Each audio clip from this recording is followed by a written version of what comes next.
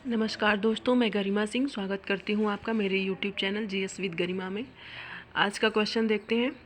भारतीय राष्ट्रीय कांग्रेस ने असहयोग आंदोलन किस वर्ष प्रारंभ किया था? आंसर है 1920। एक्सप्लेनेशन है, वर्ष 1920 में कलकत्ता में कांग्रेस के विशेष अधिवेशन में पास हुई असहयोग संबंधी प्रस्ताव की दिसंबर 1920 में नागपुर में हुए कांग्रेस के वार्षिक अधिवेशन में पुष्टि कर दी गई। फलस्वरूप 1 अगस्त 1920 को गांधी जी के नेतृत्व में असहयोग आंदोलन की शुरुआत हुई। आगे देखते हैं, गांधी जी ने असहयोग आंदोलन कब प्रारंभ किया? आंसर है 1920। एक्सप्लेनेशन है, गांधी जी द्वारा असहयोग आंदोलन 1 अगस्त 1920 को प्रारंभ किया गया। पश्चिमी भारत, बंगाल तथा उत्तरी भारत में असहयोग आंदोलन को अभूतपूर्व सफलता मिली। असहयोग आंदोलन के दौरान ही मोतीलाल नेहरू, लाला लाजपत राय, सरदार वल्लभ भाई पटेल, जवाहरलाल नेहरू तथा राजेंद्र प्रसाद न्यायालय का बहिष्कार कर आंदोलन में कूद पड़े थे। नेक्स्ट है, किस क्षेत्र में राहुल सांस्कृत्यायन 1920 के असहयोग आंदोलन में सक्रिय थे? आंसर है छपरा से। राहुल सांस्कृत्यायन 1893 से 1963 ने अपनी शिक्षा बनारस से पूर्ण की। वह वर्ष 1912 में साधु बन गए और अपना नाम बाबा रामोदर दास रख लिया। उन्होंने वर्ष 1921 में असहयोग आंदोलन में भाग लिया। इन्हें 6 महीने की जेल भी हुई। यह असहयोग आंदोलन के समय छपरा में सक्रिय थे। वर्ष 1922 में ये छपरा डीसीसी के अध्यक्ष चुने गए। नेक्स्ट है, किस घटना के बाद महात्मा गांधी ने असहयोग आंदोलन को अपनी हिमालय जैसी भूल बताई थी? आंसर है चौरी चौरा। एक्सप्लेनेशन है, चौरी चौरा उत्तर प्रदेश में गोरखपुर के पास एक कस्बा है, जहां 4 फरवरी 1922 को आंदोलनकारियों की भीड़ ने ब्रिटिश शासन की एक पुलिस चौकी को आग लगा दी थी, जिससे 23 पुलिस कर्मचारी जिंदा जलकर मर गए थे। गांधी जी ने इस घटना की निंदा की तथा असहयोग आंदोलन को स्थगित कर दिया। गांधी जी ने इस घटना को हिमालय जैसी भूल की संज्ञा दी थी। नेक्स्ट है, असहयोग आंदोलन के दौरान किसने पटना कॉलेज छोड़ा जबकि उसकी परीक्षा के केवल 20 दिन ही बचे थे? आंसर है जयप्रकाश नारायण। एक्सप्लेनेशन है, बिहार के सारण के सिताब दियारा में जन्मे स्वतंत्रता सेनानी जयप्रकाश नारायण ने असहयोग आंदोलन के दौरान पटना कॉलेज छोड़ा जबकि उनकी परीक्षा के केवल 20 दिन ही बचे थे। इसके पश्चात उन्होंने कांग्रेस द्वारा संचालित बिहारी विद्यापीठ में प्रवेश लिया। नेक्स्ट है, 1921 के मोपला आंदोलन की जो शाखा थी वो खिलाफत आंदोलन की थी। इसका एक्सप्लेनेशन है, केरल प्रांत के मालाबार जिले में मोपला काश्तकारों के आंदोलन मुख्यतः लगान व बेदखली को लेकर थे। जमींदार जब चाहते उन्हें भूमि से बेदखल कर देते और जब चाहते मनमाना लगान वसूलते।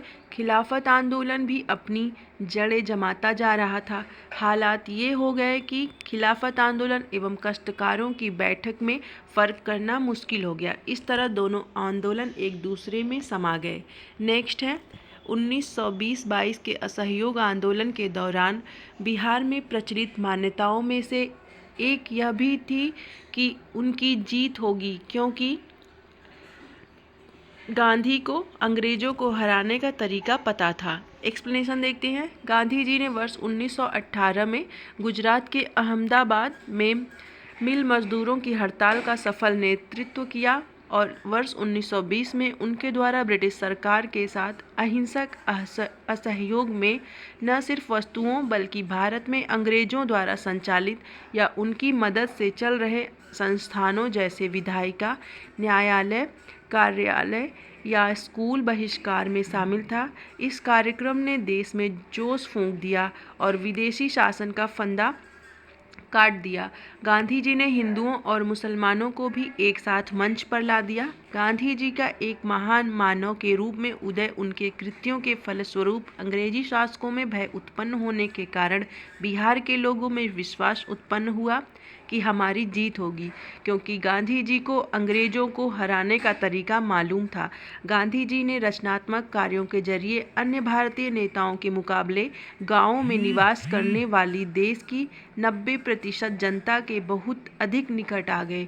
इस प्रकार गांवों में रहने वाली करोड़ों की आबादी में जागृति पैदा कर दी और स्वराज की मांग को मध्यवर्गीय आंदोलन के स्तर से उठाकर देशव्यापी अदम्य जन आंदोलन का रूप दिया। नेक्स्ट देखते हैं, साराबंदी आंदोलन 1922 किसके नेतृत्व में हुआ था?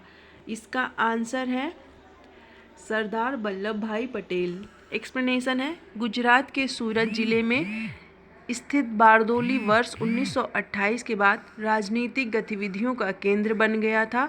बारदोली के मेड़ता बंधुओं कल्याण जी और कुंवर जी तथा दयाल जी देसाई ने किसानों के समर्थन में वर्ष 1928 से आंदोलन चलाया। बाद में इसका नेतृत्व सरदार वल्लभ भाई पटेल ने किया। पटेल के नेतृत्व में ही वर्ष 1928 में कोई कर नहीं आंदोलन चलाया गया। ज्ञातव्य है कि कर न अदायगी का आंदोलन गांधी जी ने असहयोग आंदोलन के दौरान वर्ष 1922 में बारदोली से चलाने का विचार बनाया था, लेकिन चौरा चौरी की घटना के कारण यह योजना स्थगित कर दी गई। बिहार लोक सेवा आयोग ने त्रुटिवश साराबंदी आंदोलन कर न अदायगी की तिथि वर्ष 1928 के स्थान पर 1922 लिखा है, जो गलत है। नेक्स्ट है, 1921 का मोपला विद्रोह कहाँ हुआ था? आंसर है केरल में। नेक्स्ट है, किस घटना के कारण गांधी जी ने असहयोग आंदोलन वापस लिया था? आंसर है चौरी चौरा कांड। इसका एक्सप्लेनेशन है, 4 फरवरी 1922 को हुए चौरी चौरा कांड से क्षुब्ध होकर महात्मा गांधी ने असहयोग आंदोलन वापस ले लिया। 12 फरवरी 1922 को बारदोली में हुई कांग्रेस की बैठक में आंदोलन को स्थगित करने का निर्णय लिया गया। आंदोलन समाप्त करने के अपने निर्णय के बारे में गांधी जी ने यंग इंडिया में लिखा है कि आंदोलन हिंसक होने से बचाने के लिए मैं हर एक अपमान, हर एक यंत्रणा, पूर्ण बहिष्कार, यहाँ तक कि मौत भी सहने को तैयार हूँ। नेक्स्ट है, असहयोग आंदोलन के स्थगन संबंधी घटनाओं का सही क्रम इंगित करें। चौरी चौरा में पुलिस गोलीकांड, उग्र भीड़ द्वारा पुलिस थाना को जलाना, गांधी जी द्वारा आंदोलन का स्थगन। इसका आंसर है ए।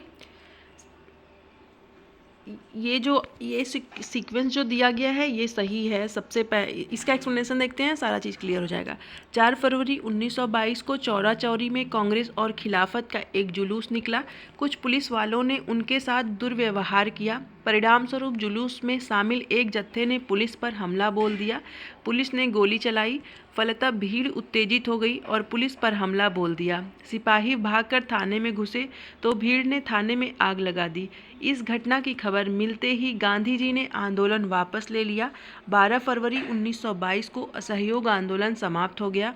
आंदोलन की समाप्ति के बाद गांधी जी की स्थिति थोड़ी कमज़ोर हो गई थी।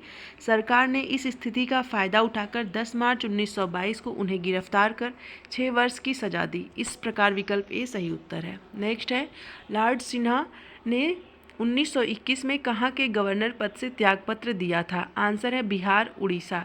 सत्येंद्र प्रसन्नो सिन्हा का जन्म 24 मार्च 1863 को बंगाल के वीरभूमि के रायपुर में हुआ था। वह वर्ष 1908 में बंगाल के एडवोकेट जनरल नियुक्त होने वाले प्रथम भारतीय थे। वे ऐसे पहले भारतीय थे जिन्हें वायसराय की काउंसिल में कानूनी सदस्य के रूप में शामिल किया गया। वर्ष 1922 में बिहार और उड़ीसा के गवर्नर नियुक्त हुए, जो प्रशासन के उच्च पद प्राप्त करने वाले प्रथम भारतीय थे। स्वास्थ्य कारणों से इन्होंने वर्ष 1921 में अपने पद से इस्तीफा दे दिया।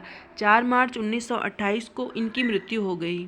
नेक्स्ट है, 1923 से 28 के काल में भारतीय राजनीति में क्रांतिकारी कार्यविधियों की पुनरावृत्ति का कारण था। आंसर है गांधी जी द्वारा असहयोग आंदोलन का स्थगन। एक्सप्लेनेशन है, 1922 के बाद असहयोग आंदोलन के स्थगन और देश में किसी भी प्रकार की राजनीतिक गतिविधियों के अभाव से बहुत से क्षमतावान राष्ट्रवादी युवाओं का मोहभंग हो गया। ये युवा गांधी जी के नेतृत्व में और अहिंसात्मक संघर्ष की राजनीति से भी असंतुष्ट थे। ये रूस, चीन, आयरलैंड, तुर्की, मिस्र आदि में कहीं भी होने वाले क्रांतिकारी आंदोलन और विद्रोह से अनुप्राणित होकर हिंसात्मक माध्यम से ब्रिटिश शासन को उखाड़ फेंकने के लिए प्रयासरत थे। इस कारण यह काल भारतीय राजनीति में क्रांतिकारी गतिविधियों की पुनरावृत्ति का काल माना जाता है। नेक्स्ट है, स्वराज दल की स्थापना असफलता के बाद हुई। आंसर है असहयोग आंदोलन। एक्सप्लेनेशन है, असहयोग आंदोलन की असफलता के बाद स्वराज पार्टी कांग्रेस खिलाफत स्वराज पार्टी का गठन मार्च 1923 में सी.आर. दास और मोतीलाल नेहरू ने किया। सी.आर. दास इसके अध्यक्ष तथा मोतीलाल नेहरू इसके महासचिव थे। स्वराज पार्टी ने अपने को कांग्रेस के अभिन्न हिस्से के रूप में प्रचारित किया, साथ ही अहिंसा और असहयोग के प्रति अपनी वचनबद्धता को दोहराया। नेक्स्ट है, स्वराज दल की स्थापना किसने की? आंसर है चित्तरंजन दास एवं मोतीलाल नेहरू ने। नेक्स्ट है, 1923 में स्वराज पार्टी का गठन किसने किया? आंसर है सी.आर. दास तथा मोतीलाल नेहरू। नेक्स्ट है, स्वराज पार्टी का गठन की असफलता के बाद हुआ, तो इसका आंसर है असहयोग आंदोलन की असफलता के बाद हुआ। एक्सप्लेनेशन है, असहयोग आंदोलन की असफलता के बाद स्वराज पार्टी का कांग्रेस खिलाफत स्वराज पार्टी का गठन सी.आर. दास और मोतीलाल नेहरू ने किया। सी.आर. दास इसके अध्यक्ष तथा मोतीलाल नेहरू इसके महासचिव थे। स्वराज पार्टी ने अपने को कांग्रेस के अभिन्न हिस्से के रूप में प्रचारित किया, साथ ही अहिंसा और असहयोग के प्रति अपनी वचनबद्धता दोहराया। नेक्स्ट है, 1922 में गया के इंडियन नेशनल कांग्रेस के अधिवेशन के अध्यक्ष कौन थे? आंसर है चित्तरंजन दास। वर्ष 1922 में जेल से छूटने के बाद चित्तरंजन दास को गया में कांग्रेस सम्मेलन का निर्वाचित अध्यक्ष घोषित किया गया। असहयोग आंदोलन की समाप्ति के बाद देशबंधु ने सभा प्रवेश कार्यक्रम के जरिए जैसे सभाओं के भीतर से असहयोग भारतीय राजनीति को नया आयाम देने का प्रयास किया, परंतु सी राजगोपालाचारी, वल्लभ भाई पटेल, डॉक्टर राजेंद्र प्रसाद, एन.जी. रंगा, अयंगर आदि नेताओं ने परिषद में प्रवेश करने की नीति का विरोध किया। इस अधिवेशन में काउंसिलिंग में प्रवेश न होने का प्रस्ताव पारित हुआ। फलस्वरूप चित्तरंजन दास ने त्यागपत्र दे दिया। इसके उपरांत उन्होंने कांग्रेस के भीतर से स्वराज पार्टी की स्थापना की थी।